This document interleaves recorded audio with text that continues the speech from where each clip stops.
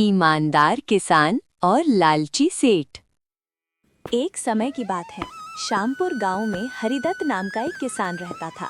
हरिदत्त बहुत ही मेहनती और ईमानदार किसान था। वो अपने खेतों में आलू, प्याज, बैंगन, भिंडी और टमाटर की खेती करता था। हरिदत्त अपनी फसल को कभी भी मंडी में नहीं बेचता था। वो अपनी सब्जियों को खुद बैलगाड़ी में लादकर गांव-गांव जाकर सीधे लोगों को बेचता था। हरिदत्त का मानना था कि जब किसान और ग्राहक के बीच कोई बिचौलिया नहीं होता तो दोनों का ही भला होता है। लोग भी हरिदत्त की सब्जियों को बड़े भरोसे के साथ खरीदते थे, क्योंकि उसकी सब्जियां ताज़ी और साफ सुथरी होती थीं। एक दिन पास के नगर में रहने वाले सेठ केशव दास को हरिदत्त के बारे में पता चला। सेठ केशव दास सब्जियों का बहुत बड़ा व्यापारी था। उसकी नगर में कई दुकानें थीं। सेठ को ये बात बिल्कुल पसंद नहीं आई कि एक किसान मंडी को छोड़कर सीधे लोगों को सब्जी बेच रहा है। सेठ केशव दास ने अपने आदमी रमेश को बुलाया और कहा, रमेश, उस किसान हरिदत्त के पास जाओ और उससे कहो कि वो अपनी सारी सब्जियां हमें बेच दिया करे। अगर वो माने तो उसे अच्छे दाम देने का लालच देना। रमेश अगले ही दिन हरिदत्त के घर पहुंचा और बोला, मैं सेठ केशव दास का आदमी हूँ।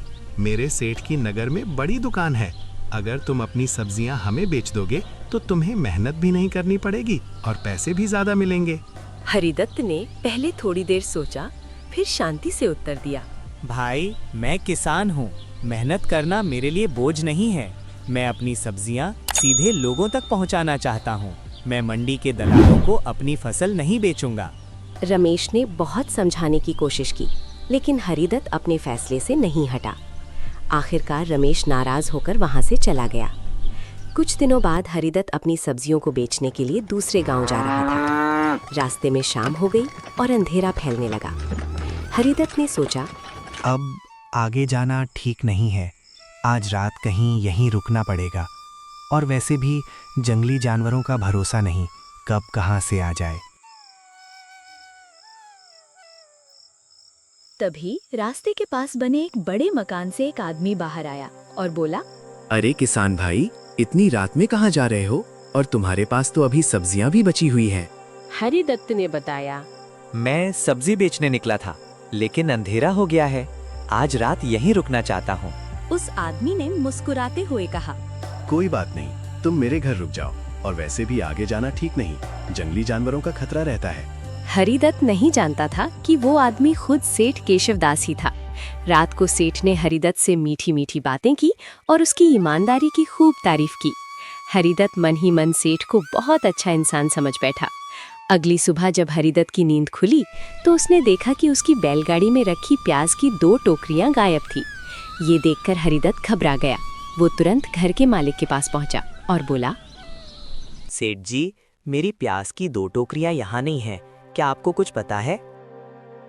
सेठ केशव दास गुस्से में बोला, तुम मुझ पर चोरी का आरोप लगा रहे हो।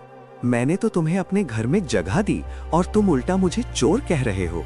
हरिदत्त समझ गया कि उससे बात करना बेकार है। वो बिना कुछ बोले अपनी बाकी सब्जियां लेकर वहां से निकल गया और सीधे गांव के सरपंच गोविंद दास के पास पहुंचा। हरिदत्त ने सरपंच को सारी बात बता दी।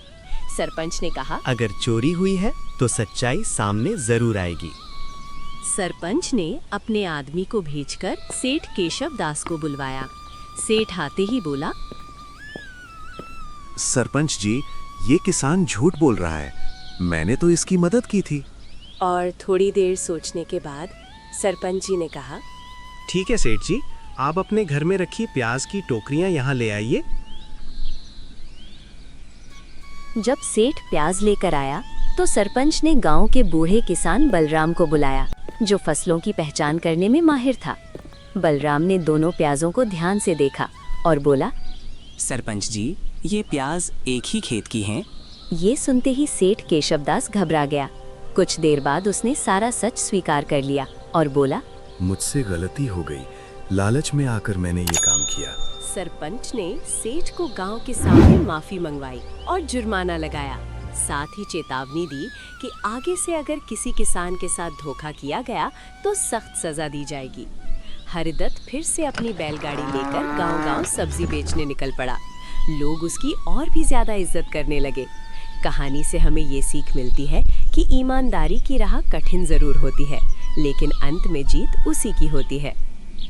लेकिन फिर भी हरिदत्त अपने खेतों में बैठा रो रहा है, क्योंकि आपने अभी तक वीडियो को लाइक नहीं किया और चैनल को सब्सक्राइब नहीं किया। तो प्लीज़ वीडियो को लाइक करें, कमेंट करें और चैनल को सब्सक्राइब करें और इस किसान के दिल से निकली लाखों दुआएं अपने साथ ले जाइए।